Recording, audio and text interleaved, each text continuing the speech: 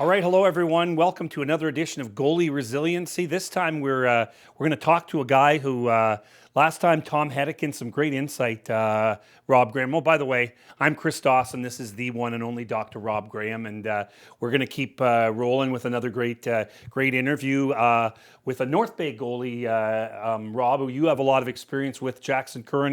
He's been in this facility here in the ice box, not only under the lights like today, but actually he's been in here with his gear, grinding it out and becoming better.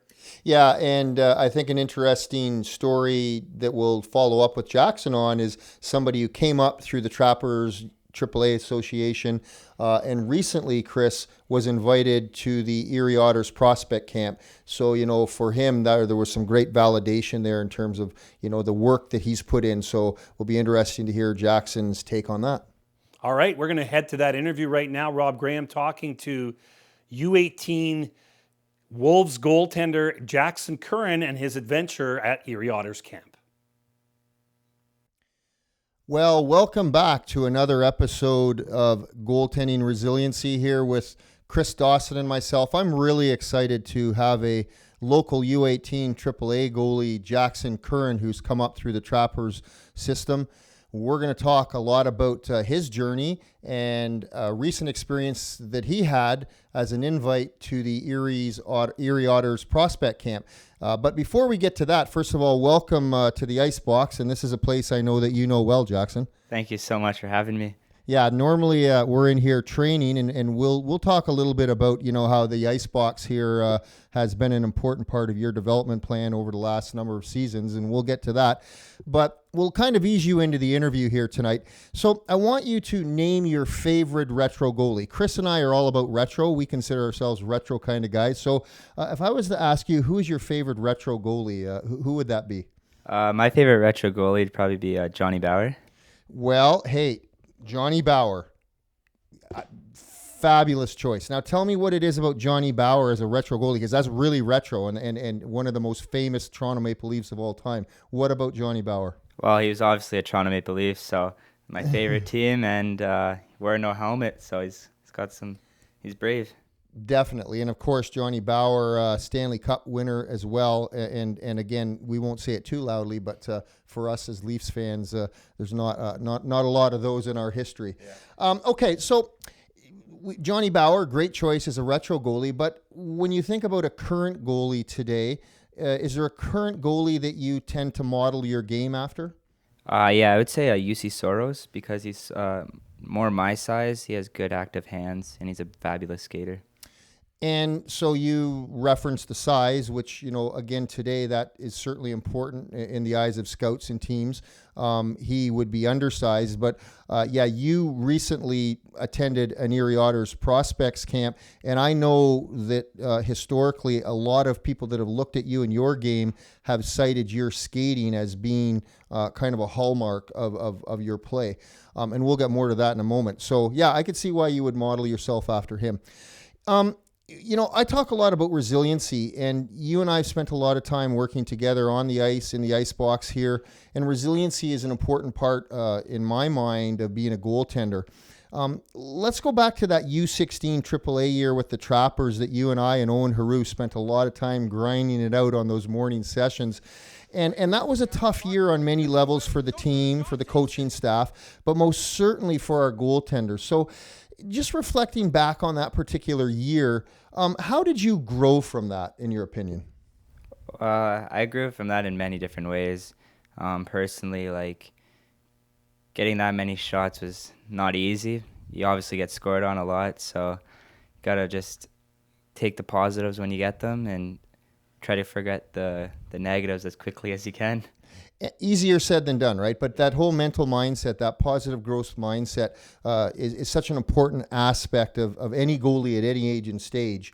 And I know that you have done a good job of rebounding from games maybe that you haven't really felt were your best efforts. And I think the mental part of your game is also a strong point. But I think combined with that, what I've come to know from you is your work ethic.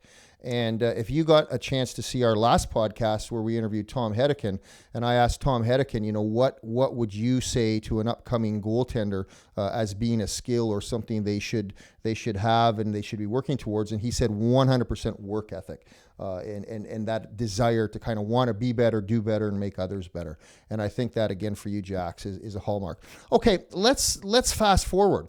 So we go from this year of resiliency and overcoming versus being overcome by some challenges. And recently you were invited to the Erie Otters prospect camp. Now let's talk about that, Jax, because that for many kids would be their Stanley Cup. Getting the invitation to an OHL training camp and a prospects camp as you did is quite an honor. And so give me some takeaways, because this just happened very recently. So what did you take away from that experience? Yeah, obviously I was pumped to get the invite, and I went there with my hardest working ethic, and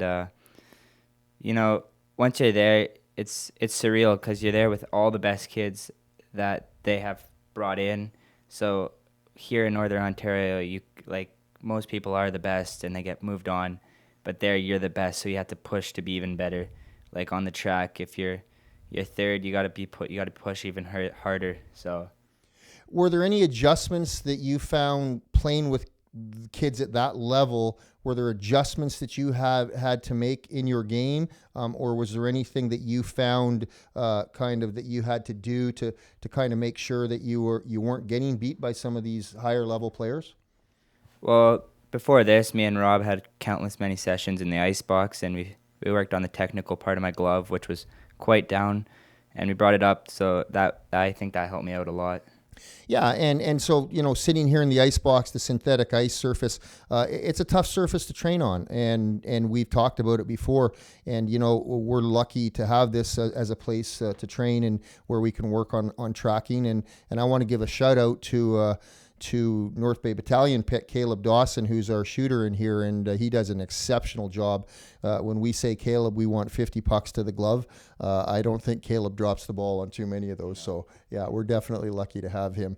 And we've had Liam Arnsby in here too, right? Captain of the North Bay Battalion, and even Liam was kind of test shooting and said there's a real art form to being able to shoot off of this surface with the accuracy that Caleb does. So we're lucky to have that. So that Erie Otters prospect camp, going forward, looking forward, what do you see in your future? I always talk about chase the experience and not the dream. So you've just had an incredible experience. Looking forward now, where do you see yourself in terms of what is the next experience you're chasing?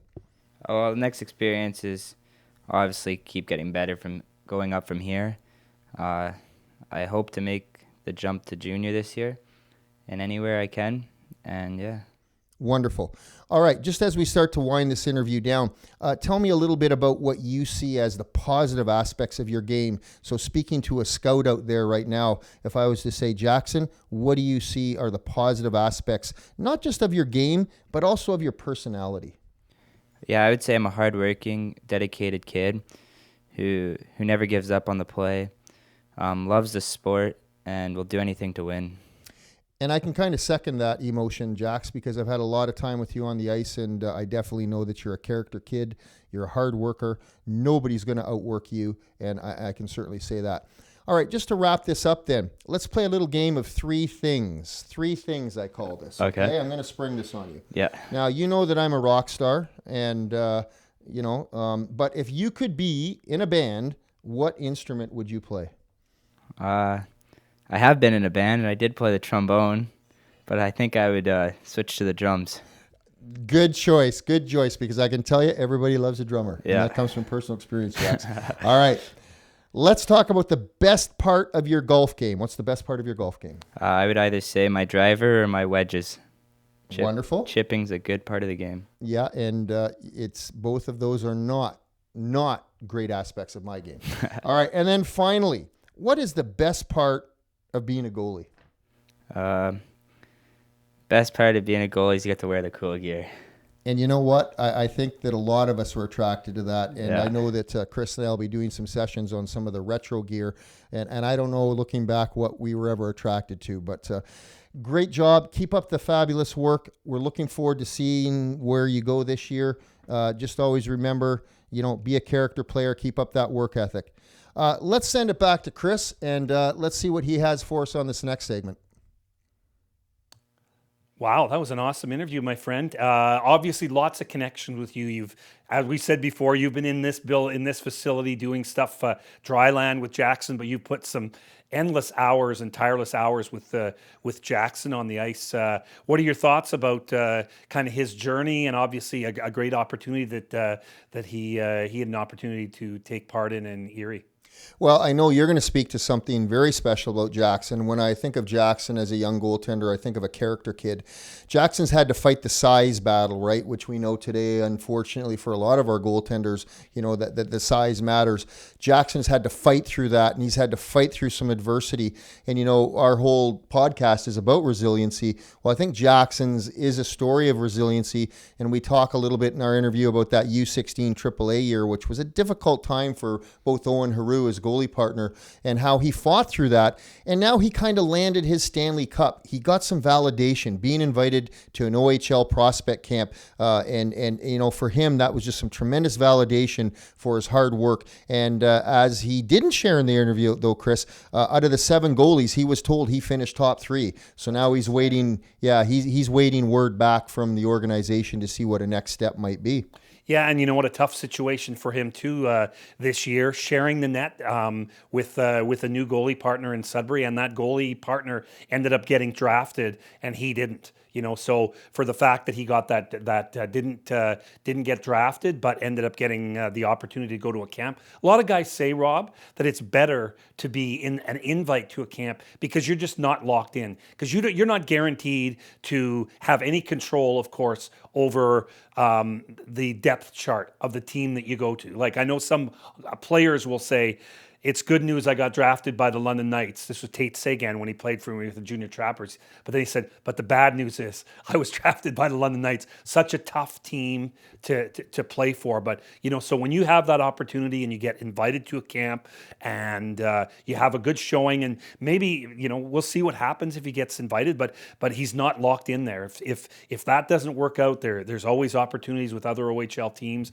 And once he turns 18, he has the opportunity to go to the Quebec League too. After hopefully he has a good year of junior hockey. So, but and I think Jackson, he is a perfect example of, I always talk about chase the experience and not the dream. He's continually chasing the experience, and he's not chasing the dream. And when you do that, good things happen. And we'll be excited to see what the next step is. I know he had a pretty tough year. We've got some video that we've shown you already of Jackson playing in that 07 year where they finished last in the Great North U18 League and didn't win a lot of games, and even when they went and played tournament play. But what I think really a testament to the character of him was something that whole team had to overcome. And you always talk about don't be overcome the obstacles, and certainly having a young lad that you know well personally through your family, Noah Dugas, passing away a few years ago, and being a teammate of Jackson. Jackson honored him by having a picture of him on the side of his mask in that 07 Trappers year. And I think that's really a testament. And, a lot of people in hockey talk about, it's just not, the size. It's not always about the ability. It's about, the person. And, he is a kid, doing something like that, and a kid that has a great character. And his dad's okay too, eh? He is. And just a final thought on that, Chris, I always talk about the 4 zones of leadership: on the ice, on the bench, in the dressing room, and at school. And Jackson is definitely a person who shows in all of those zones of leadership. And any coach or GM would be very happy to have a kid like that on their team. Well, you hope you enjoyed the interview with Jackson Curran. Now we're going to punish my co-host sporting his Maple Leafs colors. We've got an interview that we go back into the archives, an interview that I got to do in August of 2006 when a young up-and-coming first-round pick of the Toronto Maple Leafs named Tuukka Rask. Not a bad goalie, eh? Not a bad goalie. Could have done a lot of work for the Leafs, eh?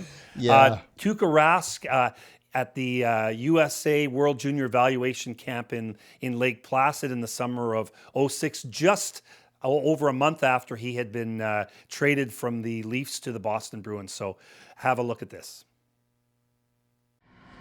Okay, Tuukka, I guess give us your reaction. I guess getting drafted in the first round by the Toronto Maple Leafs, most popular team in Canada, one of the most well-known in the world, and then you get traded before you even get a chance to really prove yourself.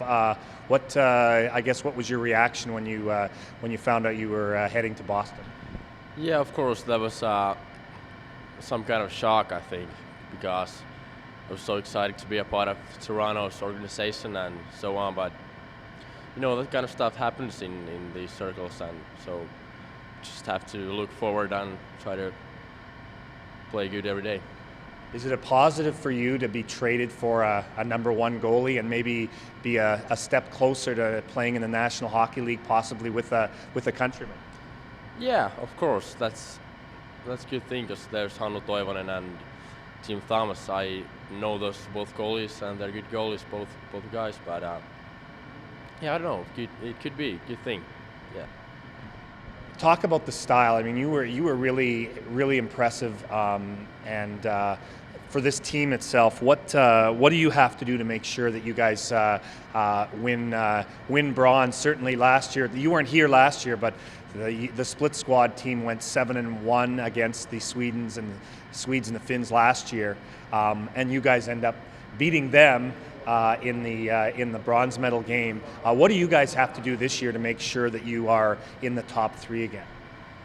Well, we just have to play good as a team, for sure. We did it last year, and we just have to make sure that we play good as a team and play hard defense all through the tournament. That's key, if I would say that. What is it about Finland? I mean, you guys always see a lot of times Finland isn't considered the gold medal favorite, but you guys always seem to hang around and get a medal. Why is Finland? Why does the media look at them and not think of them as a powerhouse, so to speak? But what makes you guys so good, and why do you think you guys are there's not as much, you're not as high profile?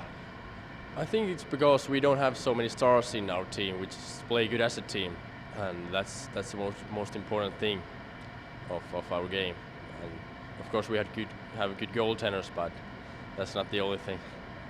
That's my last question: is what is it about Finland now? I mean, with Mikko Kiprasov and your potential colleague in Boston, and the list goes on of goaltenders that are coming out of Kari Lehtinen. I mean, why are so many goaltenders coming out of Finland? I guess another young goalie was taken in the first round by Tampa this year.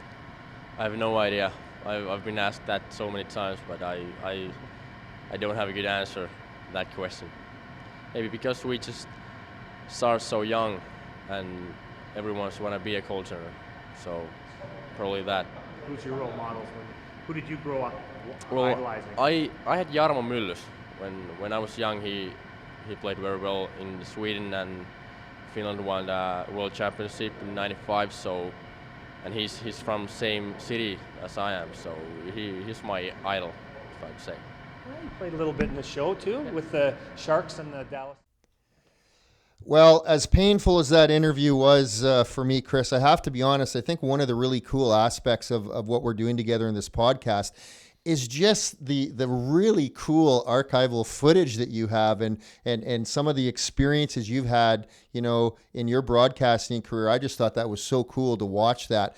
My initial response to that obviously is deep regret for my Leafs organization. But my second response to that is, when you were interviewing Tuukka and you asked him, what was it like to be traded, just the calmness in the demeanor and the professional approach. And this is, a part of the game. And I just think that, when I look at goaltenders and we talk so much about the mental mindset, you could literally see it in your interview, the calmness, the unwavering non-shakenness by anything, and just the desire to go to that wherever place wants him and become the best player that he possibly can. And I think that was one of the things. I thought you did a great job of asking some really good questions there. And it's for a kid that at that age, remember he was just drafted, so he would have been 18 years old. English is second language, and I mean, I spent about 5 or 6 years. I got the opportunity to go to Lake Placid for that event when Team USA was there, Team Finland, Team Sweden, and then the last time I went, I think in 2013, was Team Canada was there when some guy named McDavid was there. But nonetheless, a lot of times those European players did not know the English language pretty well. He was ready to go. He was ready to take on the Toronto media. He was ready to go. And I think the great thing when you talk to players, and around that same time, I think maybe it might have been the year after, was when, or no, you know what, it would have been the same year. I think it was Phil Kessel. I interviewed Phil, and Phil was supposed to go high in the draft, and he ended up dropping down. A real parallel between those two is you could tell that the competitiveness in them. Like, I think that Tuukka really wanted to show the Leafs that they made a mistake, and I think just like Phil Kessel, and a lot of times when you get these elite athletes, they have that level of they want to win. They want to win a pool game. They want to win. Any game they play, they want to win, and that competitive drive in these kids is at that level is very special. And I think you could definitely tell. I think he was disappointed. I think he was kind of excited to go to Toronto, but at the time he ended up going, and his partner was a Finnish goalie at the time. And then obviously a couple years later, Tim Thomas came on board, and he ended up winning the Stanley Cup with the Bruins as a backup in 2011. And I think he's someone that's in the conversation of being a Hall of Fame goaltender, I think. 100%. Let's talk about Boston. Outside of me growing up in Prairie Sound and Bobby Orr country, look at the what are you doing wearing that? Growing up in I know. Prairie Sound. But let's talk about goaltender development in the Boston Bruins. Like you look at Swayman and Ullmark this year. I mean, they're doing something right. And sometimes people will say, developing athletes and hockey players is more instinct sometimes than science. Well, I think the Boston Bruins organization has some science to what they're doing. When you look at the lineage over the last number of years, the top goaltenders that they brought in and continue. How many NHL teams can have a 1 and a 2 that they can throw in a playoff series and not be kind of holding their breath? So, I mean, I guess you have to give Boston credit for what they're doing there for sure. I want to ask the cornered question for you, my friend. Is he the guy, with all the turnover that there's been through the numbers of years, the Reimers and obviously the Andrew Raycrofts earlier, back in the late 2000s when Rask was traded for his rights, was he the guy that could have taken the Leafs to the promised land? I just think it's a hard question to ask because there's so many things, as you know, as a GM and all of your experience with hockey, there's just so many metrics and there's so many pieces of the puzzle that have to fit in. And, who knows, Rask in terms of being in that Toronto culture, there's so many things. There's goalie coaches, there's assistant coaches, there's coaches. So I don't think we'd ever really know the answer to that question. You see, you're doing the cop-out one, eh? No cop-out. I just think that... but we will bring up another one where the Leafs, another player that's very familiar to this area, the North Bay area, wore the battalion green. Justin Brazos started out as a Leafs prospect, and they had some high hopes for him, and here he is playing third line duty in the playoffs against the Leafs. I mean, I think my Toronto Maple Leafs organization is a bit of a graveyard for goaltenders, and I have a theory on that. I think what happens is because there's so much desperation in the chase for the cup, sometimes they rush the process with their younger goalies, and I think we even saw that this year as well. Whereas maybe with the Boston Bruins, they're a little more patient. They have a little bit more of a development mindset, and I don't necessarily see that. I see the desperation in the Leafs, maybe bringing in kids and younger goalies that aren't quite ready for that. So that's kind of my take on that. Well, and you know what, the overall challenge too sometimes is salary cap money, and the Leafs obviously are very top heavy with their their core four as they say, and you know what, a lot of people argued the same thing with the Oilers with their high profile players getting paid so much. Do they have enough money to find and mine the prospects? Or do they have the money to afford a goaltender? Do they have the ability to bring a goaltender goaltender through the system that is going to develop and become that championship goalie? Well, we're going to find out, I guess, with in the Stanley Cup Finals with Stuart Skinner. So, And you know what? Let's channel some of our goaltender resiliency energy towards Stuart Skinner. He's definitely shown some resiliency over the last number of months and weeks. And so, we wish him all the best, and we wish the Oilers the best. And go Oilers, go. but don't forget about Bobrovsky, as Jay Onright said. That's it for this edition of Goalie Resiliency. We'll see you again with some more crazy goalies in another episode.